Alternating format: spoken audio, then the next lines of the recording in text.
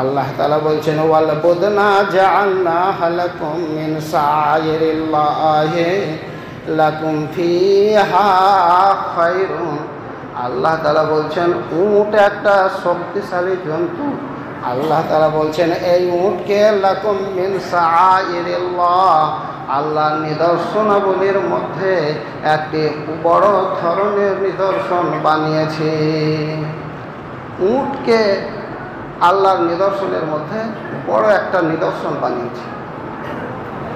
কেন নিদর্শন বানিয়েছেন আল্লাহ পরে বলছেন লাকুম ফিহা খায়রুন, আর এই উটের মধ্যে তোমাদের জন্য অনেক অনেক কল্যাণ আছে, অনেক উপকার আছে, অনেক ভালাই আছে।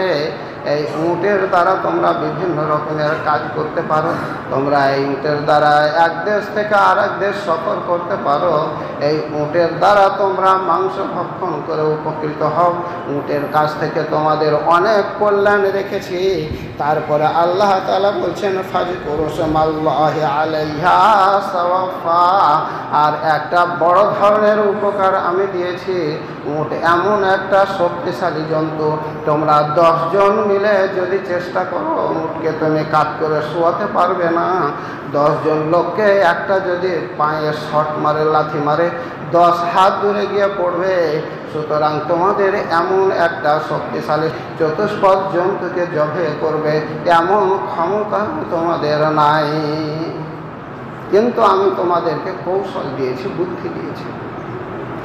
আল্লাহ তাবারক ওয়া তাআলা বলছেন ফাযকুরু ইসমাল্লাহি আলাইহা সাওয়াফা।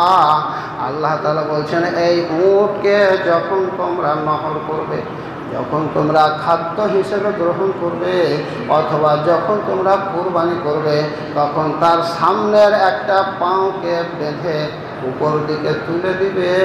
3 পায়ের ভরে যখন দাঁড়িয়ে থাকবে, তখন তোমরা একটা ছোরা নিয়ে এই 3 পায়ে দাঁড়ানো অবস্থায় তার সামনের পায়ের মাঝে কণ্ঠনালীতে হলমের উপরে জোর একটা আঘাত করে দিবে। সঙ্গে সঙ্গে ফুলে যাবে, ছিদ্র হয়ে যাবে, গল গল করে ফুলকির দিয়ে রক্ত বের হয়ে আসবে।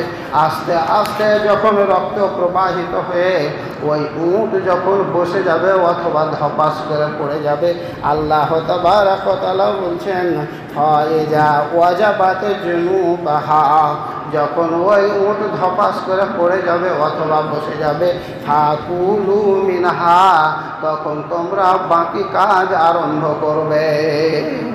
বাকি কাজ কি? ফাকুলু মিনহা, তখন ওই উটকে কেটে কুটে তোমরা খাদ্য হিসেবে গ্রহণ করবে, খাবে।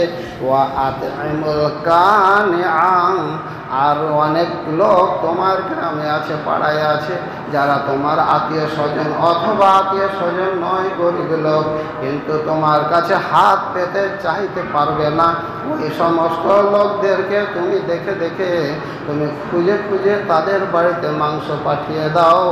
ওয়াল মুআতাররা, আর এমন কিছু লোক আছে যারা তোমার দরজায় এসে মাংস চাইতে পারবে। আল্লাহ তাবারক ওয়া তাআলা বলছেন ওয়াল মুআতাররা, তাদেরকে তোমরা মাংস দিবে। তাহলে 3 রকম হয়ে গেল। এক, তুমি নিজে খাদ্য হিসেবে গ্রহণ করবে, খাবে। দ্বিতীয়, যারা চাইতে পারে না তাদেরকে দেখে দেখে দেখে দেখে ওদের বাড়িতে দিয়ে আসবে। আর যারা তোমার দরজায় চাইতে আসবে তাদেরকে মাংস দিবে। তারপরে আল্লাহ তাবারক ওয়া তাআলা বলছেন কাযালিকা সাখখারনাহা লাকুম লাআল্লাকুম তাশকুরুন, এমন একটা জন্তুকে, এমন একটা শক্তিশালী পশুকে তোমার অনুগত করে দিয়েছি। ও যদি ইচ্ছা করতো তাহলে এক কামড় দিয়ে তোমার মাথার খুলিকে উড়িয়ে দিত, যদি ইচ্ছা করতো লাথি মেরে তোমাকে 20 হাত দূরে ফেলে দিত, কিন্তু এমন করে না।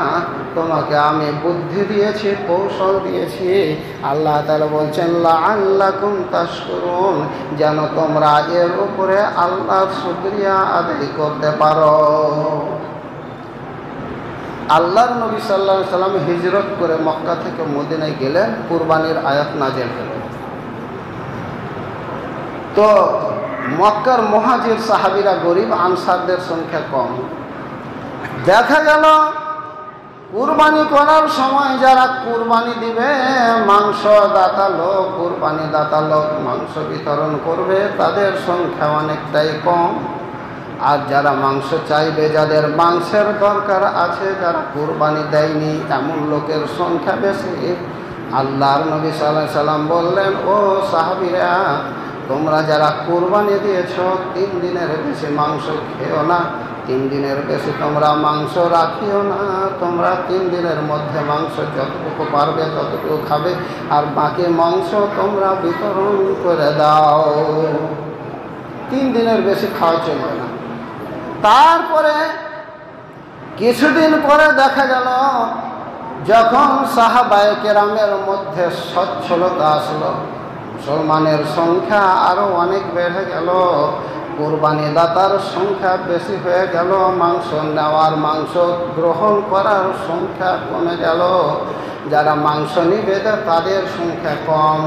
আল্লাহর নবী সাল্লাল্লাহু আলাইহি সাল্লামের কাছে সাহাবীরা গিয়ে বলছেন, আয়েশা রাদিয়াল্লাহু তাআলা আনহা হাদিস বর্ণনা করতে গিয়ে বলছেন, ক্বালু নাহাইতা আনতু কালা লুহুম জাহায়া বাদা সালাসিন।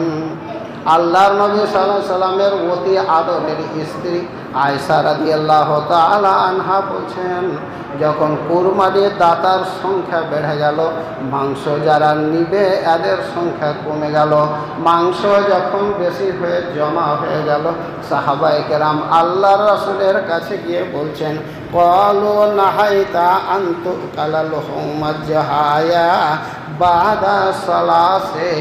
আল্লাহর নবী গো, আমরা এখন কুরবানি দাতার সংখ্যায় বেশি হয়ে গেছি, কুরবানির মাংস নিবে এমন লোকের সংখ্যা কম হয়ে গেছে। এখন আপনি বলে দেন, এতগুলো মাংস আমরা কি করব? আমরা এতগুলো মাংস কাকে দিব? আমরা কেমন করে এই মাংসগুলো খরচ করব? অথচ আপনি বলে দিয়েছেন 3 দিনের বেশি মাংস খাওয়া চলবে না।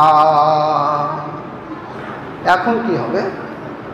এখন তো এত মাংস আমরা খেতে পারবো, 3 দিনে খেতে পারবো না, আর লেবার তো লোক নেই, তো কি করা যাবে?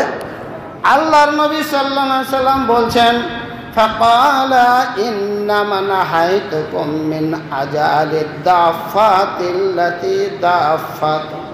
আল্লাহর নবী সাল্লাল্লাহু আলাইহি সাল্লাম বললেন, আগে আমি তোমাদের 3 দিনের বেশি মাংস খেতে নিষেধ করেছিলাম, এই কারণে যে তোমাদের কুরবানি দাতার সংখ্যা কম ছিল, আর কুরবানির মাংস নিবে এমন লোকের সংখ্যা বেশি ছিল। সুতরাং তোমরা 3 দিনের পর্যন্ত মাংস খাও, বাকি বিতরণ করে দাও, ওরাও যেন মাংস খেতে পায়। কিন্তু এখন পরিস্থিতি অন্যরকম হয়ে গেছে। সুতরাং আল্লাহর নবী সাল্লাল্লাহু আলাইহি সাল্লাম বললেন, হাকুলু, তোমরা এখন যতদিন ইচ্ছা ততদিন রেখে মাংস খাও, ওয়াদাখিরু, আর তোমাদের আত্মীয় স্বজন কুটুম সদ্দর যারা তোমার বাড়ি আসবে তাদের আপ্যায়নের জন্য যতটা ইচ্ছা তোমরা মাংস জমা রাখো, ওয়াতাসাদ্দাকু, আর যতক্ষণ মানুষ তোমার দরজায় চাইতে আসবে ততক্ষণ তোমরা সাদকা করতে থাকো। এখানে পরিমাণ বলে দিলেন না, বললেন তোমাদের যতটা ইচ্ছা খাও, আর যতটা ইচ্ছা জমা রাখো, আর যতটা ইচ্ছা তোমরা সাদকা করো। তোমরা যেখানে যায় বেশি লাগবে সেখানে তুমি দাও। খাওয়ার দিকে যদি তোমার বেশি লেগে যায় বেশি খাও, যদি তোমাদের সাদকার দিকে বেশি লাগে, চাইবার লোক খুব বেশিছে, ওদিকে বেশি দিয়ে দাও।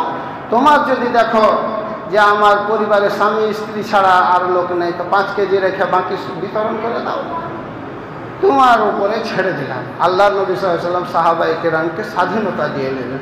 রাখাসা রাসূলুল্লাহ, আল্লাহর নবী সাল্লাল্লাহু আলাইহি ওয়াসাল্লাম সাহাবীদেরকে রক্ষাত দিয়ে দিলেন, স্বাধীনতা দিয়ে দিলেন।